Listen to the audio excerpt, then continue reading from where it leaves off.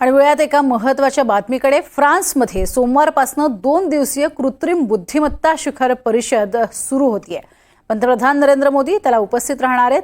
या परिषदेमध्ये ते फ्रान्सचे अध्यक्ष इमॅन्युएल मॅक्रॉन यांच्यासह अध्यक्षपद भूषवणार आहेत।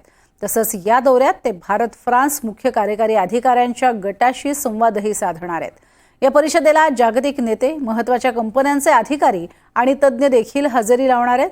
यामध्ये कृत्रिम बुद्धिमत्तेचे भूराजकीय परिणाम यावरती प्रामुख्याने लक्ष केंद्रित केलं जाणार आहे।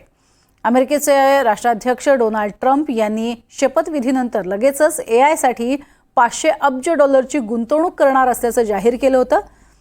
त्यांची AI संबंधी महत्त्वाकांक्षा, चीनने बाजारात आणलेले डीपसीक याचा या परिषदेवरती प्रभाव पडण्याचीही शक्यता आहे। या परिषदेला जगभरात अत्यंत गांभीर्याने घेतलं जात आहे। या शिखर परिषदेतनं नेमकं काय बाहेर पडतं, भारताची यावरची भूमिका काय असेल हेही यातनं स्पष्ट होईल।